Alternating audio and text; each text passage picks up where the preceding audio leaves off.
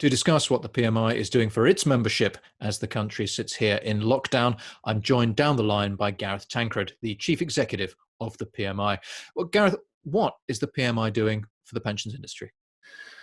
Well, Mark, we saw the industry taking lots of steps prior to the actual lockdown itself. Many firms out there were starting to look at the situation, particularly those very aligned to risk, and were already starting to send their staff home. So like many industries, the industry is now in lockdown, but the work is still going on behind the scenes, which is what you'd expect. I think for some, the early days were about getting people settled in at home and getting the technology working, but, we're really seeing it ramping up a pace and lots of really good advice coming out now. So that's fantastic. As far as the PMI was concerned, we'd been following the government advice throughout. We actually took the decision to send our team home slightly before the lockdown phase. And again, like many organizations, we took the first 2 or 3 days just to make sure we were settling in, that our staff well-being was paramount. The technology worked. We got over the 1 or 2 little glitches that we did have. But now all of our team, have been working at home for the best part of 2 weeks, which is a testament to them. They're doing really well. There are a number of things that we do on behalf of our stakeholders that we've had to take some action about. So our qualifications is probably the biggest thing right now.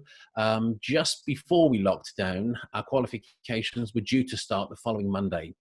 And it was a very difficult decision in some cases to take, but a very necessary decision. I can empathize personally with many of our learners, having studied for so long to take an exam only to be told you can't take it.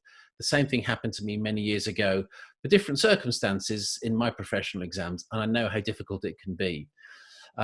But we had to take the measures because many of our exams are taken in third-party centres, and it was the health of our learners, the centre staff, and our own staff that we had to take into account. So what I'm delighted to be able to say is that we've been working behind the scenes with Ofqual, the qualifications regulator, with the Federation of Awarding Bodies, and PMI is an awarding body in its own right, and others, technology providers, to try and expand the online portal that we developed previously so that we can have more of our students taking online exams. So this solution lends itself to multiple choice exams, particularly. So what we will be able to do in the coming weeks is to launch many of our exams online, and our learners will be able to take those exams from their homes. For other exams that do rely on not multiple choice, but being able to write specific answers to questions, again, we're working with Ofqual and others to look at how they can be turned into assignments that can be assessed. So again, more news on that in the coming weeks, but we hope that our core exam, the advanced diploma that would fall into that category, can be done through assessments rather than physical examinations. So we're hoping that none of our 1,500 learners that were due to take exams this spring will be disenfranchised, and we can get their careers back on track as quickly as possible. For those 1,500 learners who haven't been able to take exams, are you going to get in touch with them to let them know what happens next, or do they have to get in touch with you?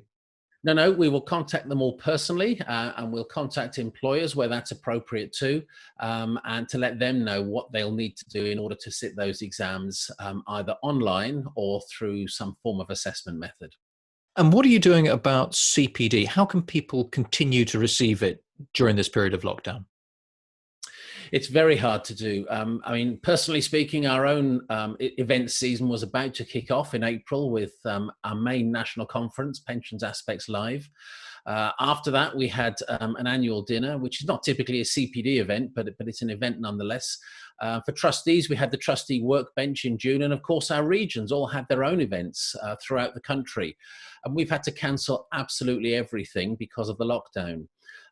We're still planning to think about how we would do some of our autumn events. Maybe if we're all back at work, they won't be so affected. But you're right, Mark, CPD is something that is going to be affected. So we were one of the first organizations to raise this with an organization called PALM. They're the Professional Association for Professional Associations. And what we have decided to do is relax the CPD requirement for members. because they won't be able to get, big chunks of CPD at conferences. The learning will be much shorter through things like webinars rather than day-long conferences. So we've relaxed the structured element of CPD, and we're saying to our members, instead of getting 25 hours in total for CPD, we'll relax that to 15 for this year. Obviously, we'd like to see our members still try and get as much CPD and learning as they can, but we're relaxing the rules for this year. So for those people who've signed up to an actual physical event run by the PMI, what's the cutoff point? What's the date before which these events have been moved? What's the date after which they're still in a holding pattern? Well, we've made that decision with regard to all events up until June. At the time of the lockdown, it was thought that we may be back to work at some point during May. It's now looking that that's not likely to be the case. We typically don't run any major events during July and August anyway, because that's holiday season. But we would start up again with events in September, October, November, and early December as well. So we will look very carefully over the coming weeks as to whether it's likely we're going to be back at work. Current feeling is that we may just be, or it's a bit touch and go at the moment, but we will be making some announcements on those later events very shortly. What particular issues are trustees facing right now? Doing meetings must be incredibly tough. How can the PMI help?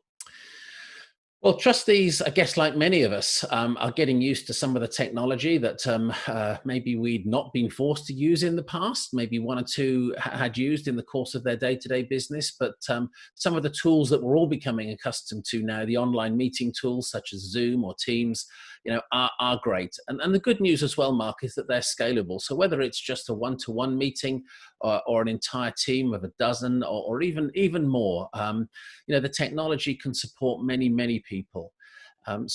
Even with shareholders meetings, AGMs, that's all feasible via this kind of technology. So I'm sure sponsor companies will want to look at that, whether they are still planning to run an online AGM and how they might get around that, or whether they are going to defer as the Companies Act allows them to.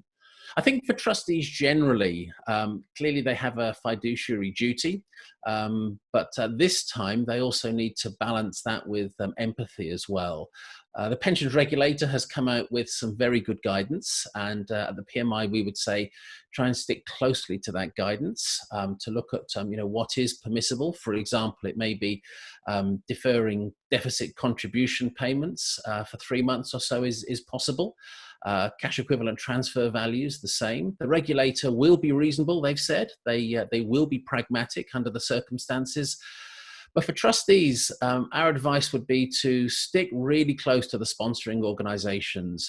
Many of them will have their backs against the wall right now. We've seen since the lockdown, many have a huge drop in their income. Organizations that rely on people going into stores, organizations that rely on people traveling. So they will be doing the modeling, they'll be looking at their cash burn, they'll be looking, some of them, even if they can remain as a going concern. So it's important for trustees to keep close communication with those sponsoring organizations, look at the modeling that they're doing and when they expect to be back on their feet again, and to try and be pragmatic, empathetic, and follow the rules at all times. How do you think the pensions industry overall is faring? What are the threats and opportunities that you see over the next few months? Well, the threats clearly are, there are several, but we've seen a rise in scams. This is really unfortunate that there are people out there that even in a time of crisis like this, will try and play on people's fear and people's nervousness and try and find ways to scam them out of their money. That's really unfortunate. So again, we would advise people to be on the lookout for those kind of scams. There's a risk as well that finance directors clearly their priorities will be on the going concern of the organization, preserving their cash. So making pension deficit contributions may not be right at the top of their list. So it's important as well that organizations look at the responsibilities they do have, not just towards their staff, but towards their pension fund as well. So there's a couple of things. In terms of opportunities, I mean, one of the great opportunities coming out of this is around communication. We're all learning how to communicate online now, even if we hadn't done before. And what a great opportunity that then represents in terms of communicating with scheme members going forwards. There will be a host of new online learning opportunities, online communication opportunities, and technology is really affording itself to that now. It's long been said that out of adversity, out of a crisis comes opportunity, and I'm sure we'll see many of those in the months ahead. And finally, if you want to get in touch with the PMI, are all the traditional phone numbers, the traditional email addresses, are they all fully operational? Yes, Mark, they are. The email addresses, they're all coming through to us at home. The phone lines, we've diverted them all to our mobile phones. So you can contact us through all of the traditional methods. They just won't reach us in London. They'll reach us wherever we are around the country. I think one thing I would like to say is a big thank you to all our staff who have responded to this so quickly and who are working so hard and putting in many long hours behind the scenes. But also to our volunteers as well. Our volunteers have been tremendous in supporting us, as have our sponsors, our insight partners, and many others as well. So a very big thank you from us to all of you. Gareth Tancred, thank you. Thank you.